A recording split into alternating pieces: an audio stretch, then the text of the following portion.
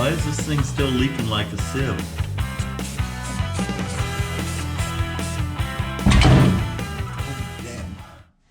What is up, everybody? Autotech Aaron here, and welcome back to another nasty love build video.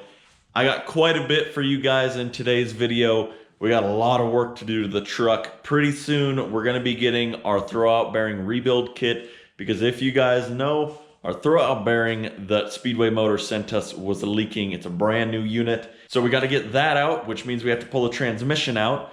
We also got to paint up that cross member that we did not paint in the last video, and we have to finish up a bunch of the wiring that we also didn't do in the last video. So let's get to work and let's get that transmission pulled out. And so our first step for removing the transmission, we do have to remove the shifter again.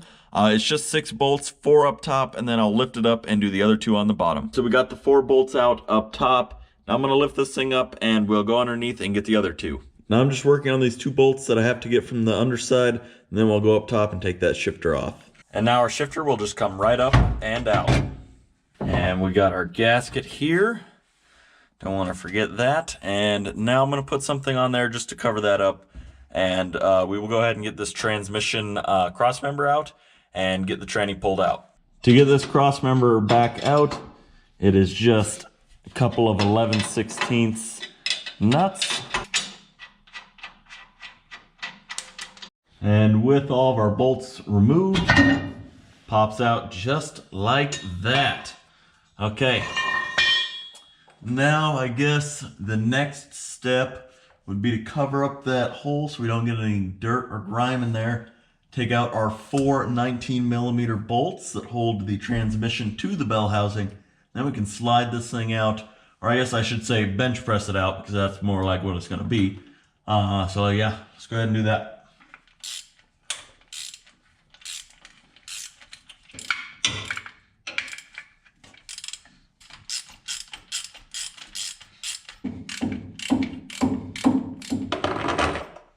I forgot I gotta take that mount off there.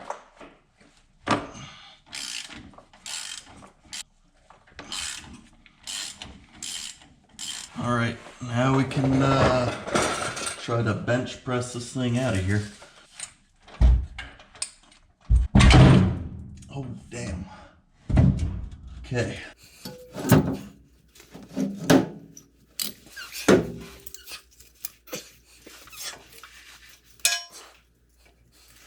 Okay, there we go. Our trans is out. Now let's see if we can get this throwout bearing out to see why this thing is leaking. So I'm just actuating this throwout bearing, and it looks like every time we push it out and back in, it is squeegeeing off a little bit of brake fluid off of this cylinder.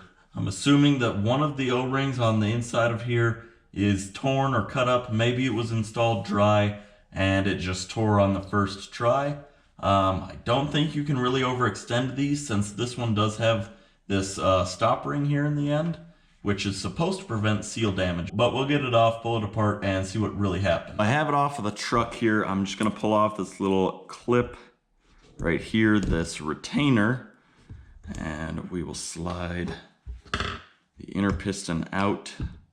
See what that O-ring looks like. I'm not seeing any obvious damage to the O-ring, which is interesting. I'm honestly not quite sure why this was leaking. Let's pull this O-ring out. The only thing that I really found, I don't even know if you guys can see that between my fingers there, was this metal shaving. It was actually like behind the O-ring, maybe around it, I'm not really sure. I guess that could have been causing my leak. I'm not positive. I'm kind of hesitant to put this thing back together. However, I believe that we could put this back together and actuate it like I was with it hanging off the back of the transmission and see if it's still leaking or not. But we'll be waiting on the seal kit, which is supposed to get here in a day or 2. We'll put that in and go ahead, refill our reservoir and actuate it a couple times by hand and see if we still have a leaking issue. If not, we'll go ahead and toss it all back together and hope that it doesn't leak. All right, like I said, we do have to actually wait on the seal kit for this to come in the mail. It should be here soon, but in the meantime, we will get our cross member all painted up. So I'm gonna pick this up off the ground. We will wire brush it just anywhere that there's rust. I'll put on some self-etching primer and then just some black spray paint that I have laying around. And we'll go ahead and toss it back in the truck after we paint the tabs that we welded on as well.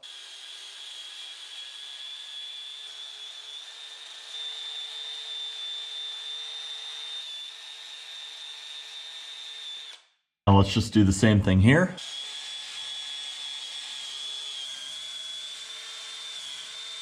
There we go. Let's throw some self-etching primer on this now.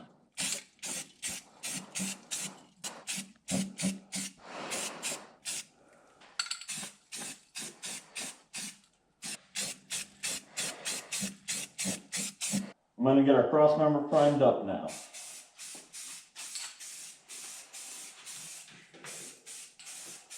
I'm going to let all this dry for about 20 minutes, come out, do another coat, and then we'll get to painting. Alright guys, I let that second coat sit for a while. Now we're going to hit it with some black spray paint and let it dry overnight.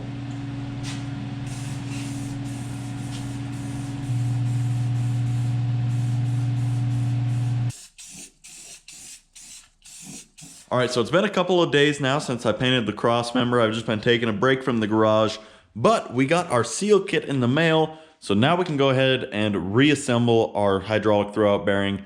I'll put it back in and we'll actuate it to make sure it's not leaking, and then put the transmission back in, put our cross member back in, and then we'll get this thing back on the ground and try to finish up that wiring.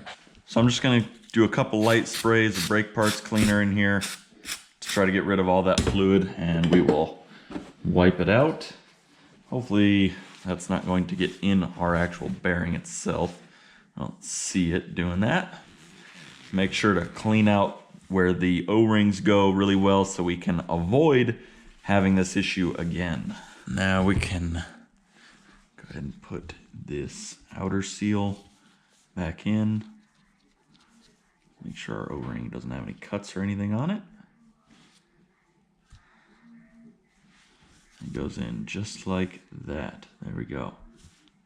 There's the outer seal. We'll flip it over, do the inner seal. Now we have one more seal in our actual piston itself. Don't necessarily need to replace that seal, but we're just gonna do it anyways. All right, so we've got our seals in there. We're just gonna take a little bit of brake fluid. I'm gonna tip my glove, lubricate those seals up. And now we can reinstall our piston. All right, there we go. Now we will reinstall our retainer clip here.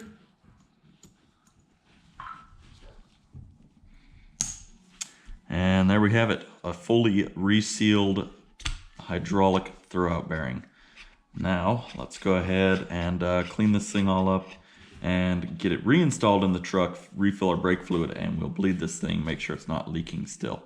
If it is still leaking, then we lucked out and we will have to get a new one.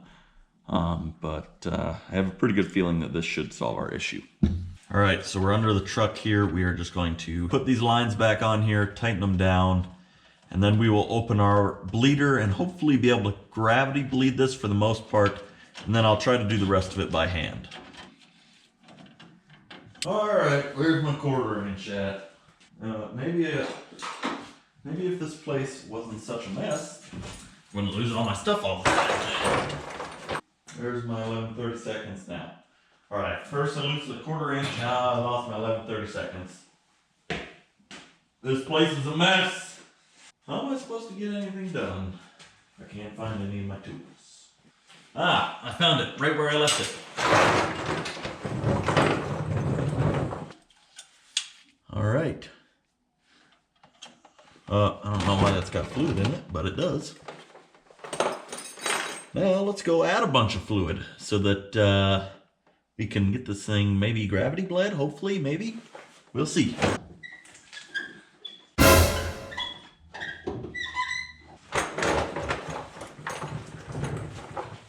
Why is this thing still leaking like a sieve? This is the dumbest thing I've ever seen in my frickin' life. Like, is Speedway Motors just selling absolute junk? I guess they must be, because that's all that this thing is junk.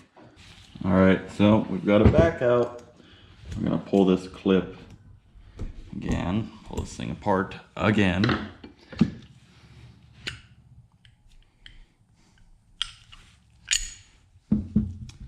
And see, I honestly don't see where this seal could be damaged or anything. I was just looking at the new seal that we got in our kit versus the old one, and the old one is actually a little bit thicker. Maybe they accidentally put the wrong seal in this kit. This kit is definitely for this throwout bearing in specific. I'm hoping that maybe that metal shaving is what was causing this leak, and when we put it all back together, maybe it won't leak this time around.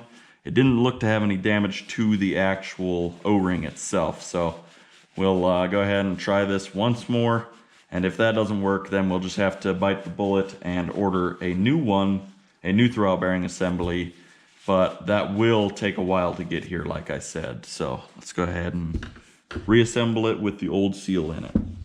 All right, let's go ahead and reinstall this for the third time now and see if it'll leak. All right, so I don't know how well you guys can see this, but I went ahead and just reinstalled it and bled it again just off camera. And it seems like it's not leaking now, which is a good sign. Fully extended, doesn't seem to leak. And then fully contracted also doesn't seem to leak. Well, it's definitely not leaking like it was last time, hopefully not at all. But I'm gonna continue doing this. I'm probably gonna do this honestly like 30 to 40 times. All right, so I've done this a bunch now, and it doesn't look like it's squeegeeing off brake fluid every time it gets actuated like it was before. So I'm gonna go ahead and say that this issue is now solved. I'm gonna spray some brake cleaner in here just to get rid of all the brake fluid so we're not getting a bunch of rust, and then we'll grab that transmission and put it back in.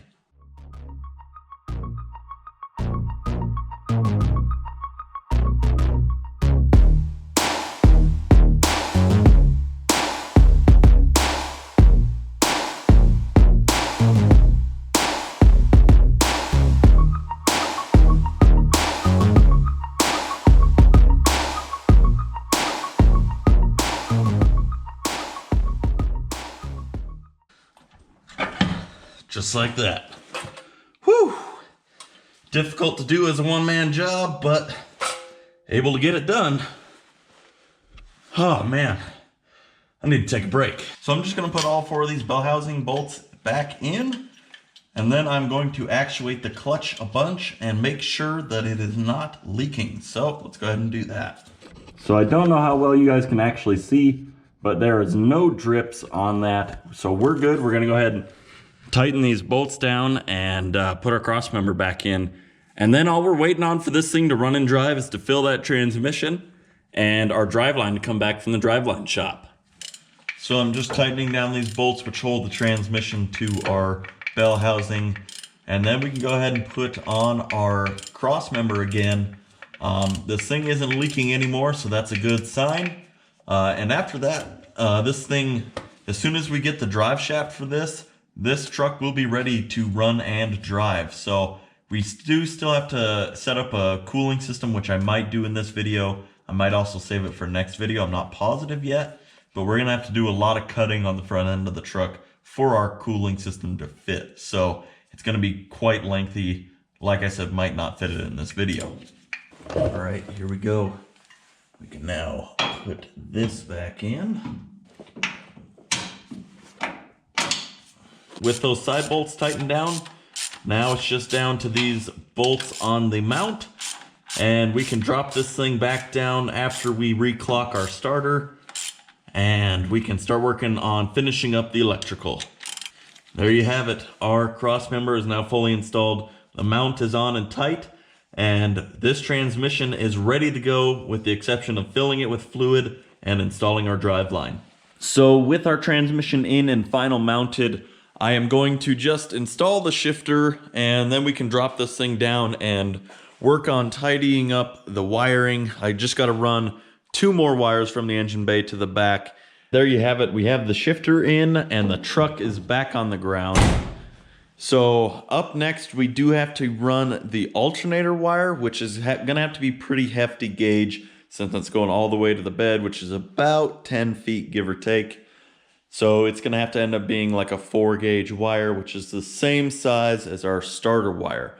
We're going to have to run that all the way back, and then we have to extend these 2 wires all the way back. I just got some 10-gauge wire to extend these. I believe that is just for the fuse block up there. It's not like any of the accessories on this really require a whole lot of amperage. I think the highest amperage one is 15 amps. So it's not like running 2 10-gauge wires is going to be a big issue. So I'm going to go to the auto parts store and get the cable to run the alternator wire. And then we will extend these 2 wires and we'll go back here and get all of our cable ends on. I have some normal generic clamp ones, but I might end up getting the type with the stud that comes out and just putting some lugs on the end of these. Not sure yet, but we'll figure something out and we'll get it done here soon. So I'm going to run to the auto parts store really quick and I'll see you guys in a minute. Alright, so I forgot to explain what I'm doing here. I went to the auto parts store, got our alternator wire, and now I'm just finishing up the negative battery cable. And there you have it. There's one cable lug installed on the end of our cable. Now we'll put our heat shrink tubing over our connection there. Also, I just realized I did have an open flame pointed directly at our fuel lines here. Do not do that. Don't be dumb like me. Make sure you know where all your fuel lines are and everything of the sorts. There's your little disclaimer for the day. So let's go ahead and get this attached to the back of the cylinder head. So we went ahead and attached the cable to the back of the head there. That is our main ground cable, and we also have a ground strap right here. I'm probably going to be adding 1 or 2 more ground straps from the engine to the frame, and then straight from the battery to the frame. But now that that is done, we are going to be running our alternator wire, which is this one right here. It's the same thickness as our starter wire because this is a longer wire than the starter wire. The starter wire can be a little bit thinner. But we have it ran through the cab. Now I just need to drill another hole through our little plate there, put a grommet in, and then we'll run this through up to the engine bay and put another cable end on it.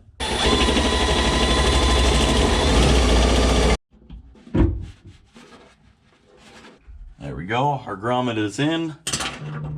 Now we can run our wire through. So I ran our wire through the engine bay and I did put some conduit on it. Now we just got to put this copper lug on the end of it.